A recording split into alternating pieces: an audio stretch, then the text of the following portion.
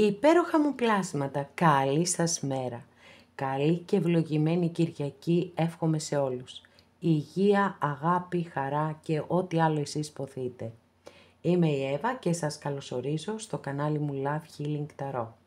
Και σας ευχαριστώ πάρα πολύ που είστε κοντά μου, με παρακολουθείτε και με στηρίζετε ο καθένας σας με το δικό του τρόπο. Να είστε πάντα καλά και να θυμάστε να πατάτε like, γιατί μου δίνετε πάρα πολύ μεγάλη χαρά και δύναμη με τα like, με τα σχόλια που κάνετε και με τις εγγραφές στο κανάλι μου. Πάμε να κάνουμε το θέμα μας. Απλά διάλεξε μια κάρτα. Εσείς θα επιλέξετε και εγώ θα σας μεταφέρω τα υπέροχα μηνύματά σας. Αμέθιστος, λευκός χαλαζίας, ροζ χαλαζίας. Και για να δούμε τι θα δούμε.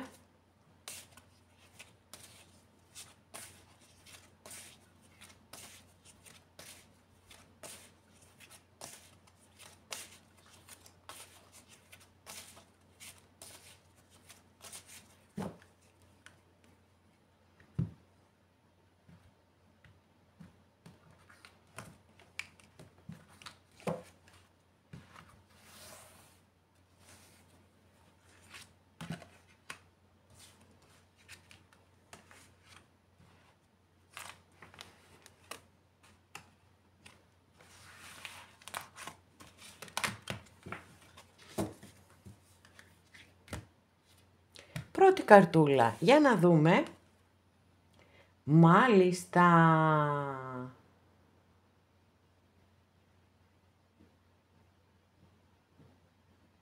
Κρίση, παιδιά.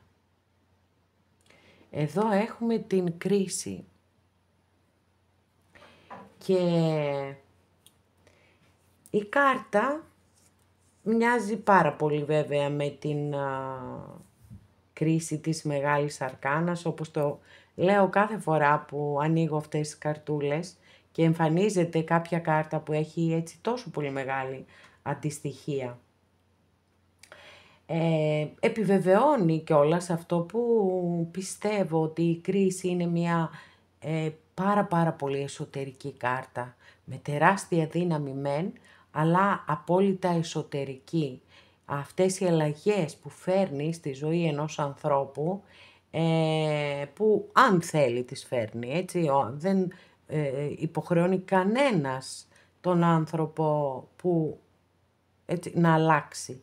Αν το θέλει, αν το επιθυμεί, μπορεί να τις αποδεχτεί τις αλλαγές ή να μην τις αποδεχτεί. Αυτό είναι στο δικό του χέρι. Αλλά πραγματικά έχει τόσο μεγάλη δύναμη η κάρτα και δεν είναι τυχαίο που στην ταρό απεικονίζεται με έναν άγγελο που σαλπίζει και ανασταίνονται ακόμα και οι νεκροί, για να δώσει ακριβώς την έννοια της αναγέννησης, της αφύπνισης, της Ανάστασης. Εδώ λοιπόν η καρτούλα λέει ότι όσο περισσότερο ψάχνεις μέσα στην ψυχή σου και θα ανακαλύπτεις καινούρια πράγματα, θα γνωρίζεις καλύτερα τον εαυτό σου και θα φέρεις εσωτερική ειρήνη και γαλήνη και ηρεμία σε πολλούς τομείς της ζωής σου. Είναι, αν θέλετε, και με τον ερημίτη μπορούμε να συνδέσουμε αυτή την κάρτα, γιατί εδώ επικεντρώνεται μόνο στο εσωτερικό κομμάτι της κάρτας, στο μέσα μας δηλαδή, στο ψάχνω μέσα μου. Και επειδή και ο ερημίτης ακριβώς αυτά πρεσβεύει, ότι μέσα μας είναι η δύναμη, μέσα μας είναι η αλήθεια, μέσα μας είναι όλες οι απαντήσεις. Όσοι πιστοί λοιπόν προσέλθετε να κάνετε αυτή την εσωτερική διαδρομή, να ανακαλύψετε τον εαυτό σας, τις δυνατότητες και τις δυνάμεις σας και αυτό να φέρει ειρήνη μέσα σας και έξω σας. Και σας το εύχομαι με όλη μου την καρδιά. Δεύτερη καρτούλα, για να δούμε τι θα δούμε εδώ.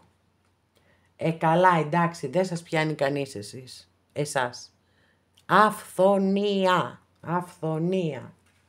Ετοιμαστείτε για την αυθονία που έρχεται στη ζωή σας. Μια πολύ μεγάλη τύχη και γενικότερα μια πολύ τυχερή περίοδος έρχεται στη ζωή σας, μαζί με καλά νέα, επιτυχία, καλά οικονομικά, δηλαδή αυτό που λέμε αυθονία στα πάντα, αυτό εδώ το έχετε εσείς. Σας το εύχομαι ολόψυχα σε όλους. Να ξέρετε, μία κινέζικη παροιμία λέει, η τύχη χτυπά την πόρτα των χαμογελαστών ανθρώπων. Και φαντάζομαι ότι δεν θα είναι τυχαίο, άλλωστε οι Κινέζοι φημίζονται πάρα πολύ για την βαθιά τους φιλοσοφία. Οπότε, επειδή μπορεί να μου γράψετε κάποιοι από κάτω ότι εγώ στη ζωή μου ποτέ δεν έχω τίποτα, είμαι άτυχος, είμαι άτυχη κλπ. Θα σας πω αυτό που είναι η αλήθεια για όλους μας, ότι αν κοιτάξουμε με ειλικρίνεια γύρω μας, θα δούμε ότι έχουμε πολλά περισσότερα από άλλους συνανθρώπους μας. Αυτό από μόνο του θα έπρεπε να μας κάνει να νιώθουμε ευγνωμοσύνη και να έχουμε ένα πλατή χαμόγελο, γιατί αυτό το πλατή χαμόγελο, ό,τι και αν περνάμε, έξω και μακριά, δεν αναφέρομαι σε σοβαρά θέματα, ενώ τα πιο καθημερινά, αυτά που μας εκνευρίζουν και μας κρατούν όλη μέρα στην τζίτα. Λοιπόν, αν όλα αυτά τα αντιμετωπίζουμε με ένα πολύ πλατή χαμόγελο μέχρι τα αυτιά, είναι σίγουρο ότι έχουμε πολύ περισσότερες πιθανότητες να έλξουμε την θετική ενέργεια στη ζωή μας. Και αν δεν πιστεύετε σε όλα αυτά, γιατί δεν αποδεικνύονται ούτως ή άλλως, εσείς επειδή θα είστε σε καλύτερη διάθεση, μπορεί να φέρετε την αυθονία στη ζωή σας.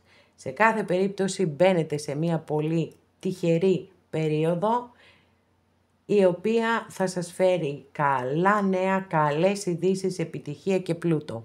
Με το καλό να ορίσουν στη ζωή σας. Τρίτη καρτούλα, για να δούμε. Μάλιστα. Εδώ έχουμε ένα φίδι. Καταπράσινο είναι αυτό το φίδι, ρε παιδιά.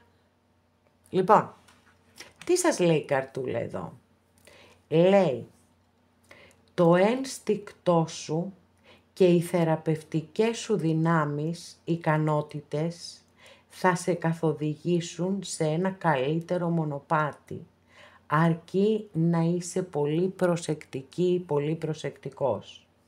Και βέβαια, καθόλου τυχαία, δεν αναφερόμαστε ως φίδια σε κάποιους ανθρώπους οι οποίοι μπορεί να είχαν παρουσιαστεί κάπως αλλιώς και τελικά να αποδείχτηκε ότι είναι κάπως αλλιώς και ούτω καθεξής.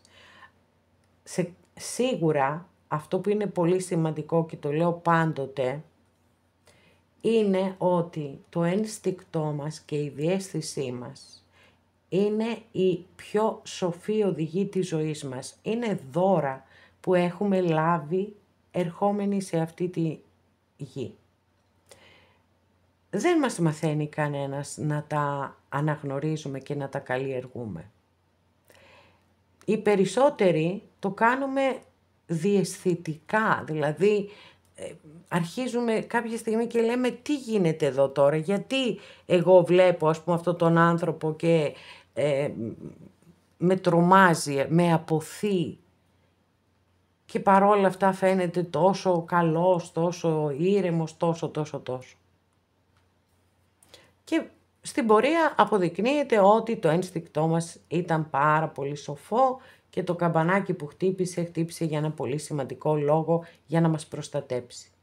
Άρα λοιπόν ένα καινούριο μονοπάτι ανοίγεται μπροστά σας, απλώς να προσέχετε όλα τα φίδια που μπορεί να τριγυρίζουν γύρω-γύρω, γιατί και η ζήλια είναι μεγάλη ιστορία, δυστυχώς.